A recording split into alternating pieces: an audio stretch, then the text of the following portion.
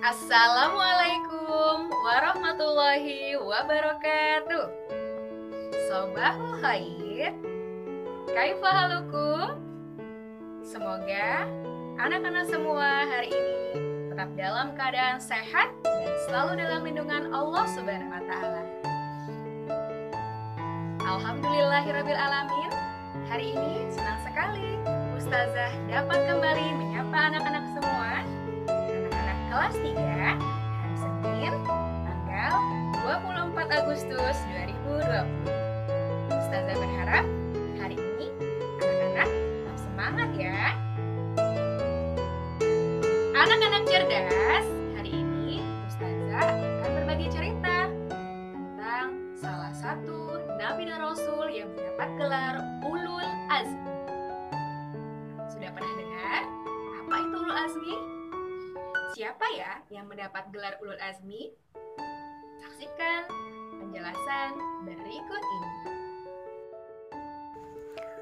Ulul Azmi adalah sebutan atau gelar kepada Nabi dan Rasul yang sabar, teguh pendirian, serta banyak menanggung beban dalam menegakkan kalimat Allah.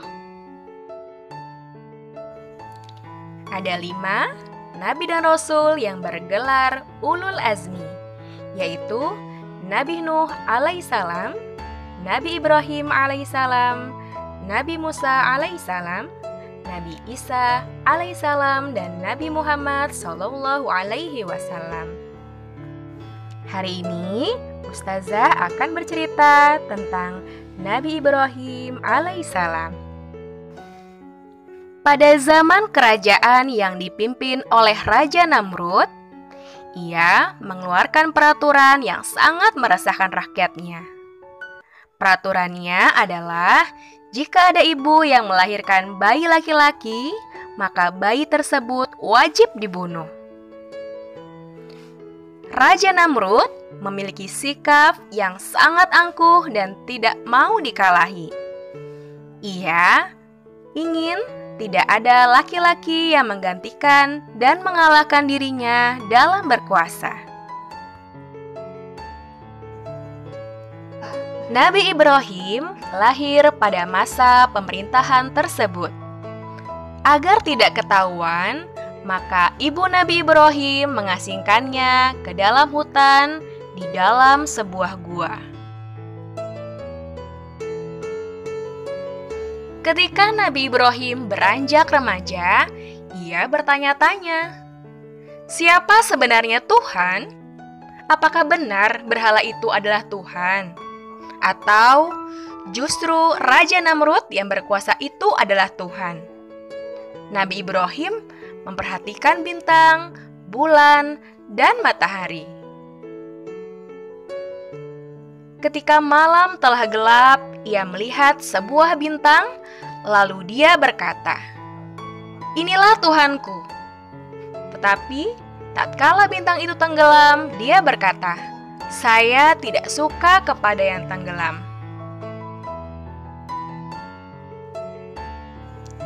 Kemudian, tatkala dia melihat bulan terbit, ia berkata, "Inilah Tuhanku." Tetapi, setelah bulan itu terbenam, dia berkata, "Sesungguhnya, jika Tuhanku tidak memberi petunjuk kepadaku, pastilah aku termasuk orang yang sesat." Kemudian, tatkala ia melihat matahari terbit, dia berkata, "Inilah Tuhanku, ini yang lebih besar." Maka, tatkala matahari itu terbenam, dia berkata, "Hai kaumku, sesungguhnya aku berlepas diri dari apa yang kamu persekutukan." Setelah itu, Nabi Ibrahim tersadar bahwa benda-benda berhala bukan Tuhannya sama sekali. Nabi Ibrahim mendapat hidayah dari Allah Subhanahu wa taala saat masih kecil. Ia berdakwah kepada orang tuanya dan penduduk Damaskus yang senang menyembah bintang dan berhala. Nabi Ibrahim pertama kali berdakwah kepada bapaknya. Ayah Nabi Ibrahim yang bernama Azar adalah seorang pembuat dan penyembah berhala. Suatu hari, Nabi Ibrahim melihat bapaknya sedang membuat berhala. Ia lalu bertanya, "Dari apa Tuhan-Tuhan itu diciptakan?" Bapaknya menjawab, "Ini dari kayu-kayu pelepah kurma, ini dari zaitun, dan berhala kecil itu dari gading. Lihatlah, alangkah indahnya. Hanya saja, ia tidak memiliki nafas." Ibrahim berkata, "Jika para Tuhan itu tidak memiliki nafas, bagaimana mereka dapat memberikan nafas? Jika mereka tidak memiliki kehidupan, bagaimana mereka memberikan kehidupan? Wahai ayahku, pasti mereka bukan Tuhan." Mendengar perkataan Nabi Ibrahim, ayahnya menjadi marah. Nabi Ibrahim menjalankan taktik untuk menyadarkan Raja Namrud dan para pengikutnya. Ia ingin menunjukkan bahwa berhala-berhala itu bukanlah Tuhan. Saat Raja Namrud berpergian keluar kota dengan para pengikutnya, Ibrahim menghancurkan semua berhala di wilayah Namrud terkecuali berhala yang paling besar. Ketika Raja Namrud tiba bersama para pengikutnya, ia sungguh terkejut dan marah besar.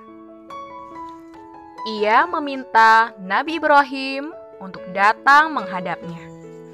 "Wahai Ibrahim, bukankah engkau yang telah menghancurkan berhala-berhala ini?"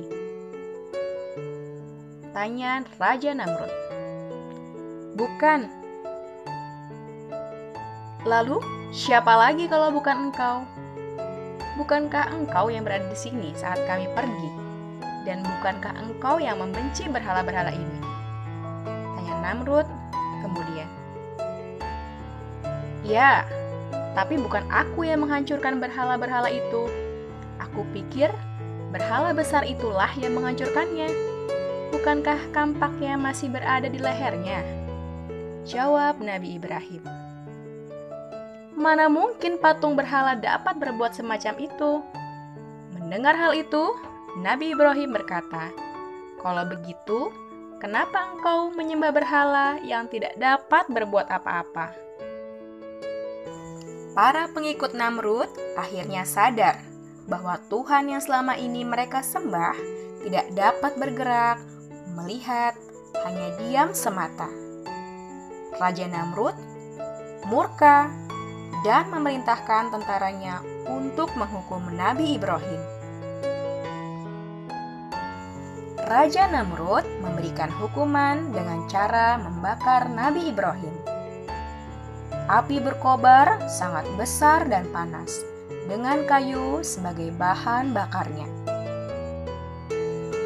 Ibrahim berkata, "Cukuplah Allah Subhanahu wa Ta'ala, pelindung kami, dan Allah adalah sebaik-baik pelindung." Allah kemudian berfirman, "Hai api, menjadi dinginlah, dan jadilah keselamatan bagi Ibrahim." Maka turunlah hujan yang lebat, sehingga api yang berkobar-kobar tidak dapat membakar Nabi Ibrahim.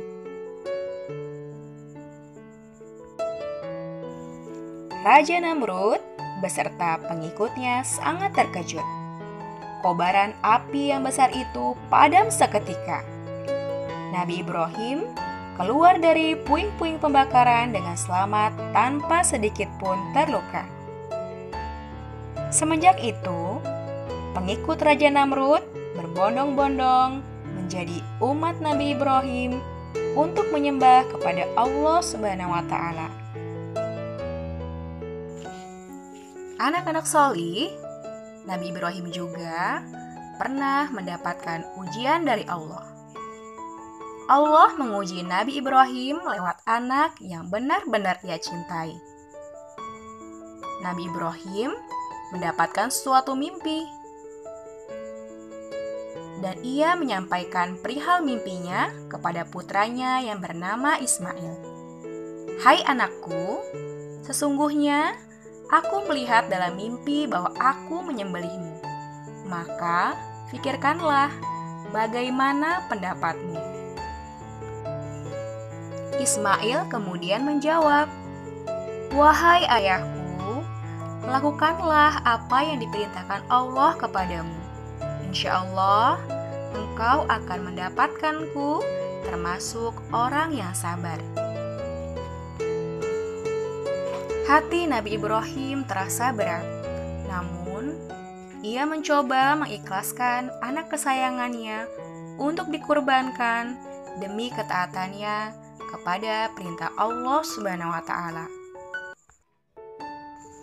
Ketika Nabi Ibrahim akan menyembelih putranya, ia memandang wajah Ismail. Kemudian Allah menunjukkan kuasa-Nya. Allah menggantikan putranya dengan domba besar sebagai tebusan. Maka Nabi Ibrahim tidak menyembelih putranya, melainkan menyembelih seekor domba. Anak-anak solih, demikianlah majelis pagi untuk hari ini.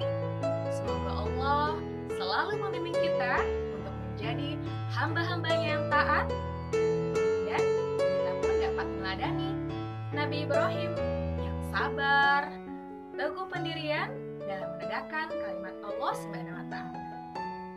Selamat beraktivitas, tetap semangat. Ustazah akhiri, wassalamualaikum warahmatullahi wabarakatuh.